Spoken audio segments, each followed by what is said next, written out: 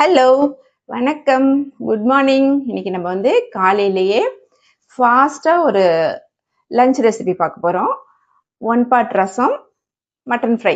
அதாவது மட்டன் ரசம் 1 பார்ட்டில் வைக்க போகிறோம். ரொம்ப ரொம்ப டேஸ்ட்டாக இருக்கும். இது நீங்கள் லஞ்சுக்கெலாம் கொடுத்து விட்டீங்கன்னாக்கா ஹெல்த்தியாகவும் இருக்கும், பிள்ளைங்களும் விரும்பி சாப்பிடுவாங்க. அது எப்படி செய்யறதுன்னு சொல்லிட்டு பார்க்கலாம். அதுக்கு என்னென்ன தேவை அப்படிங்கிறதையும் பார்த்துடலாம். ஓகே, என்னென்ன தேவைன்னு பார்த்தீங்கன்னா, மட்டன் வந்து ஒரு 1/2 கிலோ எடுத்து வச்சுருக்கேன். வெங்காயம் வந்து ஃப்ரைக்கு ரசத்துக்கு ரெண்டுத்துக்கும் சேர்த்து தான். தக்காளி அதே மாதிரி தான், ஃப்ரைக்கும் ரசத்துக்கும் சேர்த்து எடுத்து வச்சுருக்கேன்.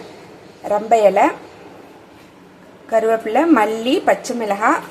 அப்புறம் ரசத்துக்கு வந்து ரொம்ப கொஞ்சமாக புளி ஊற வைக்கணும்.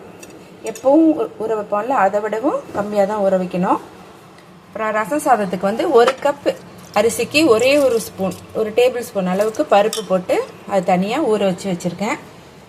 அடுத்தது வந்து ஃப்ரைக்கு இஞ்சி பூண்டு பேஸ்ட்டு, வேக வைக்கிறதுக்கும் இஞ்சி பூண்டு பேஸ்ட்டு வேணும். ரசத்துக்கு பூண்டு. இது ரசத்துக்கு வந்து மிளகு ஜீரகம் எப்பவும் போடுவோம் இல்லையா, அது மாதிரி தான். ஆனால் ரசம் தாளிக்கிறதுக்கு வந்து பட்டை, கிராம்பு, ஏலக்காய் வேணும். கொஞ்சமாக கல்பாசி வச்சுருக்கேன். அடுத்தது வந்து நம்ம வந்து மட்டன் ஃப்ரை பண்ணுறதுக்கு வந்து பெப்பர் பொடி ஒன்று செய்ய போகிறோம். அதுக்கு வந்து பட்டை, சோம்பு, அடுத்தது மிளகு ஜீரகம், இது 4த்தையும் ஃப்ரை பண்ணி நம்ம வந்து அந்த பொடியை வந்து இறக்குறப்ப போடணும்.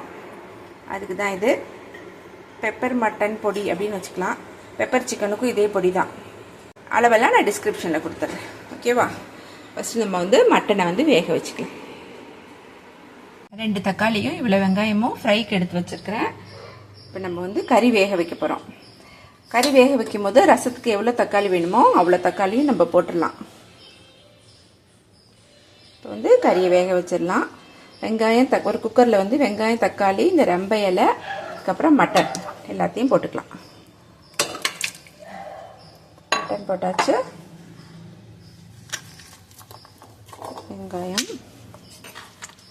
வெங்காயம் தக்காளி போட்டாச்சு. மஞ்சத்தூள் போட்டாச்சு. ஒரு ரம்பை இலை, இஞ்சி பூண்டு பேஸ்ட்டு, அப்புறம் தண்ணி.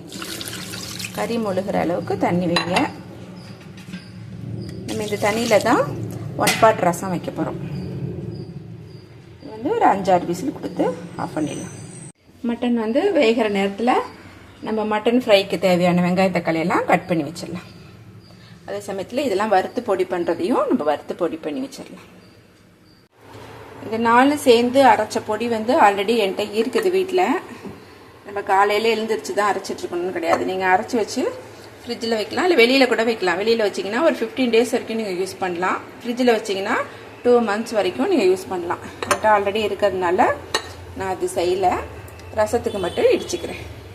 ரசத்துக்கு பார்த்தீங்கன்னாக்கா மிளகு, 1 ஸ்பூன் மிளகு, ஜீரகம், அவ்வளோதான். இது விட்டுட்டு நல்லா இடிச்சிட்டு பூண்டு வச்சு தட்டிக்கலாம்.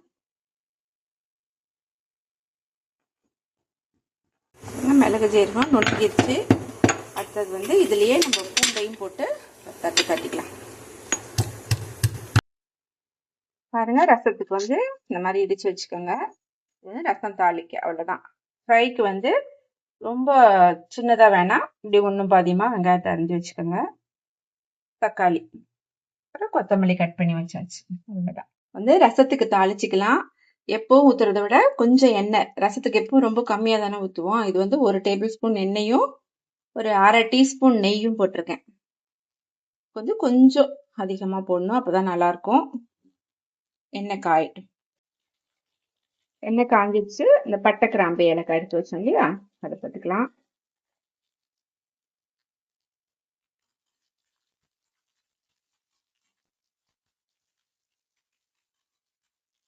நெய் போட்டதால இந்த மாதிரி புகை வருது, அதனால பரவாயில்ல. அடுப்பை வந்து சிம்மில் வச்சுக்கோங்க.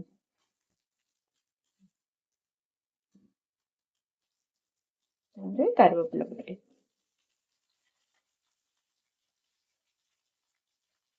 அதோட நம்ம இடிச்சு வச்சோம் இல்லையா மிளகு, ஜீரகம், பூண்டு, அதுவும் நம்ம இதில் கொட்டி வதக்கிக்கலாம்.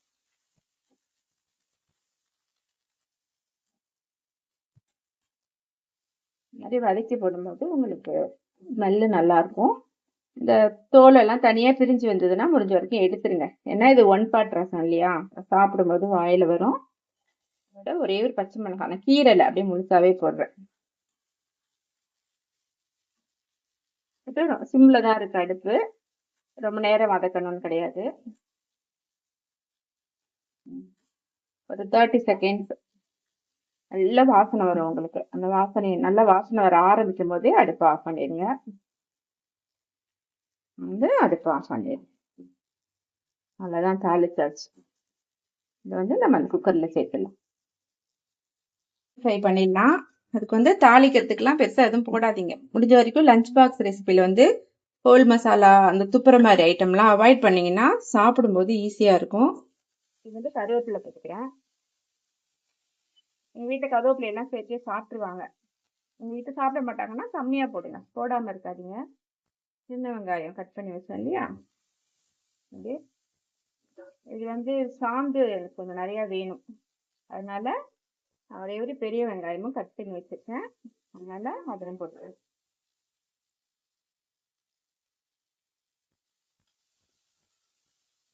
வெங்காயம் நல்லா செவக்க வதக்கணும். வெங்காயம் அந்த அளவுக்கு வதங்கிடுச்சு. இப்போ இஞ்சி பூண்டு பேஸ்ட் இது ஃப்ரைக்கு மட்டும்தான் இல்லையா? ஏற்கனவே போட்டு வேக வச்சிட்டோம். சும்மா கொஞ்சமா போட்டுக்கோங்க போதும். போட்டு லைட்டா அப்படியே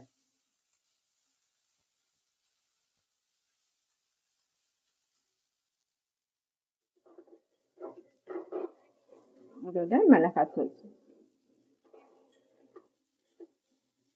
இதுலயே மல்லித்தூளும் இருக்கு. அதனால நான் தனித்தனியா போடல. எவ்வளவு காரம் தேவையோ அவ்வளவு மட்டும் போட்டுட்டு அதோட நீங்க தக்காளியும் போட்டுங்க. போட்டு அடுத்த சிம்ல வச்சுட்டு எல்லாம் அப்படியே வதங்கட்டும். அதுக்குள்ள கறி வெந்திருக்கும், அதை எடுத்து இதுல சேர்க்க வேண்டியது. கறி நல்லா வெந்துருச்சு. இப்போ இந்த கறியெல்லாம் எடுத்து இந்த ஃப்ரையில் சேர்த்து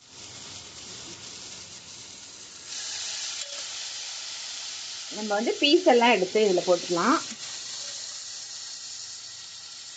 இந்த தண்ணியில் அப்படியே ரைஸை வேக வச்சு அப்படியே தாளிச்சதெல்லாம் கொட்ட வேண்டியதுதான். பீஸ் எல்லாம் மட்டும் ஃப்ரைக்கு எடுக்கணும்.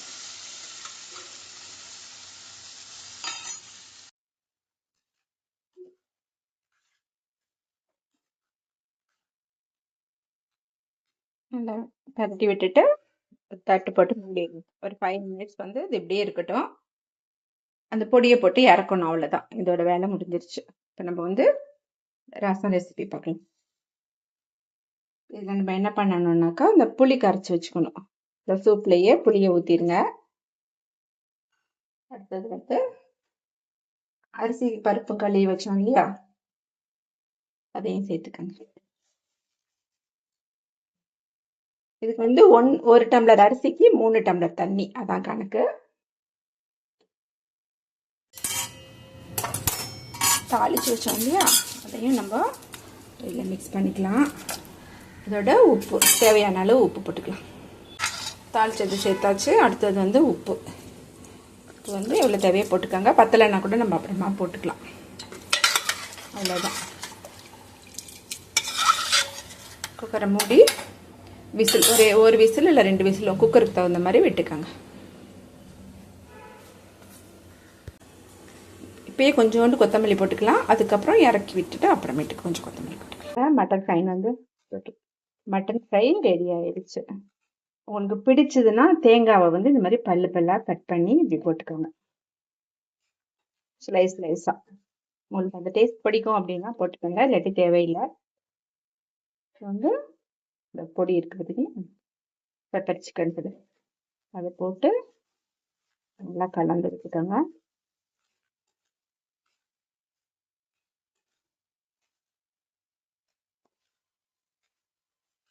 உங்களுக்கு இன்னும் உங்களுக்கு இதாக வேணும், ட்ரையாக வேணும் அப்படின்னா இன்னும் கொஞ்சம் நேரம் அடுப்பில் வச்சு கலந்துக்கோங்க. எனக்கு இது மாதிரி இருந்தால் நல்லாயிருக்கும். ரொம்ப ட்ரையாக போயிடும். கொத்தமல்லி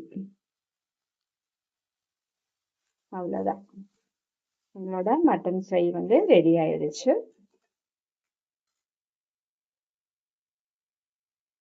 குக்கரும் விசில் வந்துருச்சு. அது ஓப்பன் பண்ணிட்டு காட்டுறேன். இவ்வளோதான் மட்டன் ரசம் வந்து ரெடி ஆயிடுச்சு. ரசம் சாதம். இதில் வந்து கொத்தமல்லி தழை போட்டுக்கோங்க. உப்பு பத்தலைன்னா உப்பு போட்டுக்கோங்க. நான் கொஞ்சோண்டு உப்பு மட்டும் சேர்த்துப்பேன். அவ்வளோதான். இதை வந்து அப்படியே பேக் பண்ண வேண்டியதுதான். டிஃபன் பாக்ஸ் வந்து மைக்ரோவேவில் வச்சுக்கலாம். சாப்பிடும்போது ஆஃபீஸில் மைக்ரோவேவ் இருக்கு, சூடு பண்ணி சாப்பிட்டுப்பாங்க. ஃப்ரையும் ரெடி ஆயிடுச்சு. ஆம்லேட் பாருங்க. மட்டன் ரசம் சாதம், மட்டன் ஃப்ரை, ஆம்லேட்டு வந்து ஹோம்மேட் குக்கீஸ் தான்.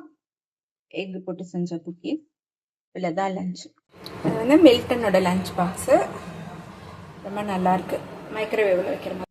அவ்வளோதான் பசங்களா. மணி 8:30 அதுக்குள்ள ரெண்டையுமே முடிச்சிட்டேன். இன்னும் அறக்க பறக்க செஞ்சதில் ஃபோனை கீழே போட்டு மைக்கை உடைச்சது தான் மிச்சம்.